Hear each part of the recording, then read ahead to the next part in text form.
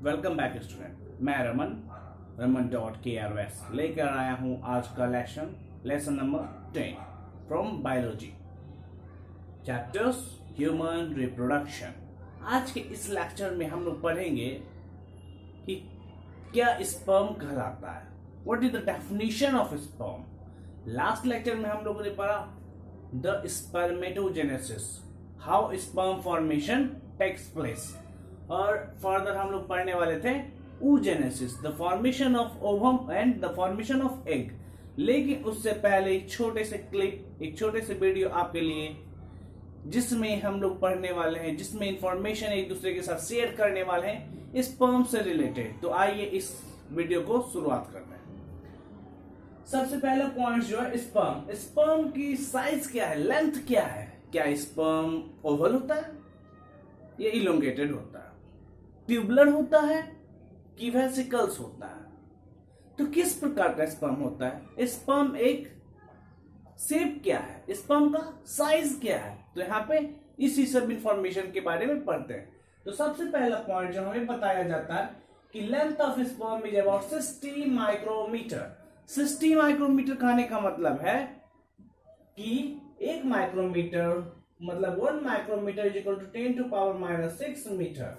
तो 60 micrometre 60 into 10 to power minus 6 metre, ये इसकी लंबाई होती है।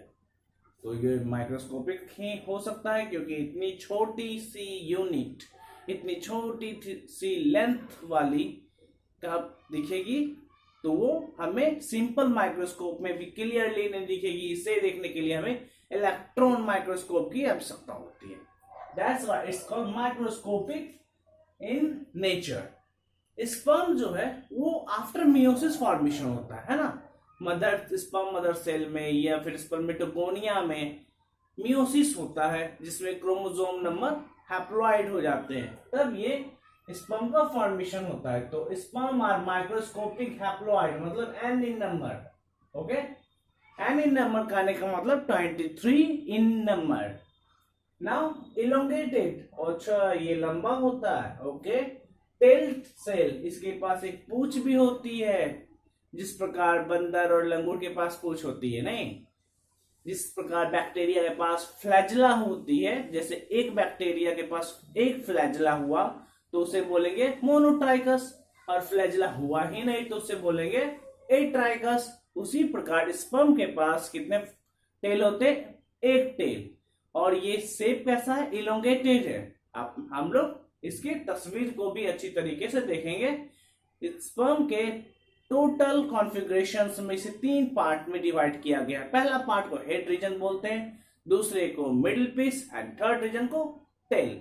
और इसके एक टेल होने के कारण ये मोटिलिटी में भी सर्विस प्रोवाइड करती है ना, ताकि ये एक के पास पहुंच सके, फर्टिलाइजेशन में पार्टिसिपेट कर सके। तो पॉइंट नंबर 2 क्या बोलता है, sperm are microscopic haploid elongated tailed cell showing flagellar motility और मूवमेंट। जिस प्रकार फ्लैजुलर मूवमेंट में सपोर्ट करता है उसी प्रकार स्पर्म का टेल भी इसे मूवमेंट में हेल्प करती है। The life of sperm after 24 to 48 hours, एक स्पर्म रिलीज होने के बाद कितने इसके लाइफ स्पेन होते हैं, तो 24 घंटे से लेकर 48 घंटा मतलब 1 से 2 दिन ही स्पर्म का लाइफ स्पेन होता है। ह्यूमन मेल इजैकुलेट्स अबाउट, एक औसतन एक पुरुष एक बार में 300 से 400 to 300 कितना 100 से 300 मिलियन स्पर्म एक क्वाइटस के टाइम में रिलीज करती है। अब जब कभी भी एक मेल ऑर्गेज्म में पार्टिसिपेट करते हैं, क्वाइटस में पार्टिसिपेट करते हैं, तो वो 100 से 300 मिलियन स्पर्म प्रोड्यूस करते हैं और रिलीज करते हैं। For normal fertility 60% sperm must be normal shape and size. 60% मतलब 100 मिलियंस का 60% नॉर्मल शेप एंड साइज का होना चाहिए, और उस 60% का 40% के पास विगोरस मोटिलिटी होना चाहिए, बहुत ही तेज स्पीड होना चाहिए, आसानी से मोटिलिटी में पार्टिसिपेट करें, नहीं तब ही ये फर्टिलाइजेशन में पार्टिसिपेट करेंगे। तो यहां तक के पॉइंट्स आप नोट डाउन करिए, फिर हम लोग आगे की ओर चलते हैं। ओके।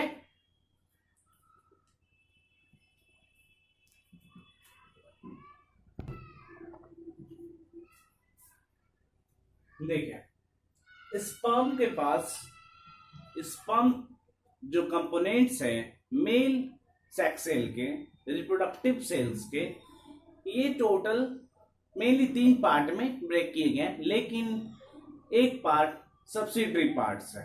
पहले पार्ट्स के नाम है हेड, दूसरे पार्ट्स के नाम है middle piece and third part के नाम है टेल, और साथ में नेक एक सब्सिडरी पार्ट। तो टोटल अब हम बोलेंगे स्पर्म के कितने पार्ट्स हो गए? 4 parts, head, neck, middle piece, body parts and the tail. ये इलोंगेटेड स्ट्रक्चर्स के 4 पार्ट्स हुए, head, neck, middle piece and this one tail. Sperms are stored for up to a month in epididymis and what's the difference here? जैसा कि बताएगा कि life span of sperm जो होते हैं 24 to 48 आवर्स होते हैं, लेकिन इसे हम स्टोर एपिडिडाइमिस में जो कि डक्ट सिस्टम का एक कंपोनेंट है या फिर वासा डिफरेंशिया में 1 मंथ की करीबन कर सकते हैं, प्रिजर्व कर सकते हैं, या फिर वो वहां पे स्टोर हो सकता है। स्पर्म को कवर करने के लिए जो मेम्ब्रेन है, पूरे स्पर्म को आउटर लेयर से प्रोटेक्शन प्रोवाइड करने के लिए मैकेनिकल स्ट्रेस से या एटमॉस्फेरिक प्रेशर से, तो उसे कवर करने के लिए एक मेम्ब्रेन है जिसे हम प्लाज्मा मेम्ब्रेन के नाम से जानते हैं। अब plasma membrane envelop the whole body of a sperm, जिसमें आ जाएगा head, neck, middle piece and tail. ये चारों को कवर करने के लिए जो मेम्ब्रेन है, उस मेम्ब्रेन को प्लाज्मा मेम्ब्रेन या सेल मेम्ब्रेन के नाम से जानते हैं, है ना। नेक्स्ट पॉइंट हमें बताती है कि स्पर्म हेड क्या क्या करता कंटेन है। तो sperm head is an elongated organelles. अब जैसा कि स्पर्म इलोंगेटेड है तो उसका हेड भी किस प्रकार है? सर्कुलर नहीं, ओवल नहीं, इलोंगेटेड, लंबा। इट हैज न्यूक्लियस, यहीं पे न्यूक्लियस पाया जाता है जो बॉडी को, जो सेल को कंट्रोल करता है, और एक्रोसोम।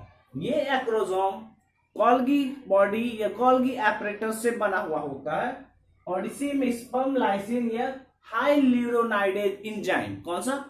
स्पर्म लाइसिन या हाइल्यूरोनाइडेज एंजाइम पाया जाता है, जो कि इस एग के मेम्ब्रेन को पेनिट्रेट करने में, उसमें छेद करने में, एंट्री लेने में सपोर्ट प्रोवाइड करता है स्पर्म हेड को, क्योंकि सिर्फ स्पर्म का हेड रीजन ही ओवम में, एग में एंट्री लेता है। बाकी जो मिडिल पीस है वहां पे माइटोकॉन्ड्रिया पाया जाता है, वो एनर्जी सप्लाई देने का काम करेगा, और उसके टेल रीजन में जो है वो सिर्फ सपोर्ट करते हैं मोटिलिटी में। तो ये दोनों कंपोनेंट बाहरी रह जाते हैं और हेड रीजन पार्टिसिपेट करता है फर्टिलाइजेशन में। तो इस हेड में कौन सा केमिकल है जिसके कारण वो एंट्री लेता है? तो स्पर्म लाइसिन आप बोल सकते हो, या फिर हाइल्यूरोनाइडेज एंजाइम, है ना। तो ये दोनों एक ही एंजाइम है, और करके आप लिख सकते हो। तो इस प्रकार स्पर्म हेड की स्टोरी होती है। नहीं, चल यहां तक आप लोग कॉपी में नोट डाउन करिए, फिर हम लोग आगे की कहानियां को प्रोसीड करते हैं।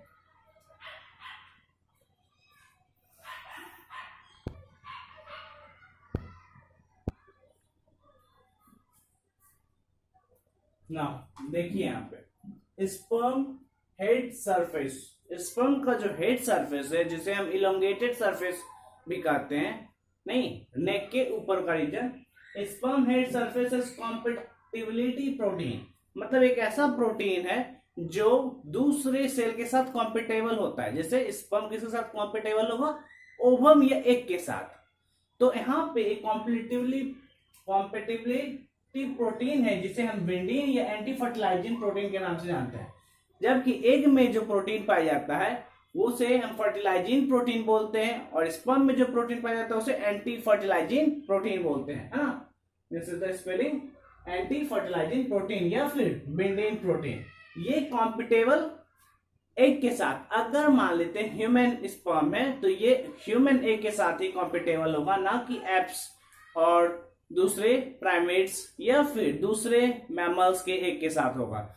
जो स्पीसीज है, जिस स्पीसीज का मेल पार्टनर है, उसी स्पीसीज के फीमेल पार्टनर के एग के साथ कॉम्पिटेबल होगा। इसीलिए ये प्रोटीन कहलाता है कॉम्पिटेबिलिटी प्रोटीन, नहीं, और इसका नाम क्या है? विंडीन या एंटी फर्टिलाइजिंग। जबकि एक के पास जो प्रोटीन है ना, उसे फर्टिलाइजिंग प्रोटीन जानते हैं। लॉक कैन की हाइपोथेसिस यहां वर्क करता है। अगर आप लिंक का ताला खोलना चाहते हैं तो लिंक की चाबी लगेगी, ना कि दूसरे ताले की चाबी से लिंक की ताले खुलेगी। उसी प्रकार जिस स्पीसीज का मेल है उसी स्पीसीज के फीमेल के साथ संपर्क बनाने से बच्चा पैदा होगा, ना कि दूसरे के साथ। By the process of nature, not in a lab or any artificial means, naturally process में। अब आप कहोगे हाइब्रिडाइजेशन टेक्निक, आईवीएफ टेक्निक्स, तो उसे हम कंसीडर नहीं कर रहे हैं, नेचुरल प्रोसेस को कंसीडर करते हुए।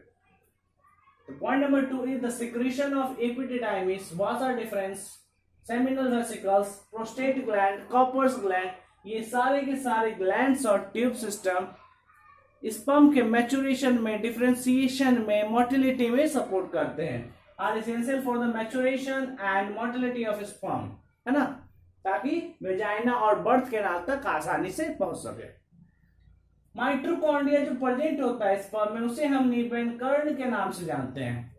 Okay, it is an spiral, ये स्पाइरल होता है, provide energy for swimming of sperm, motility of sperm में ये एनर्जी प्रोवाइड करता है। यहाँ पे एक फोटो दिया गया, एक डायग्राम दिया गया, उसे आप अच्छी तरीके से देखिए और कोशिश करिए कि स्पर्म के head, neck, middle piece and tail region को अच्छी तरीके से लेबलिंग करना। और आज का लेक्चर यहीं पे समाप्त होता है। हम फिर मिलेंगे नेक्स्ट वीडियो में नेक्स्ट लेक्चर के साथ। तो देखते रहिए वीडियो और हमारे चैनल को सपोर्ट करते रहिए। Please like, share and subscribe the channel. Thank you for the day. We will meet in next lecture, lecture number Oogenesis and 11. Thank you.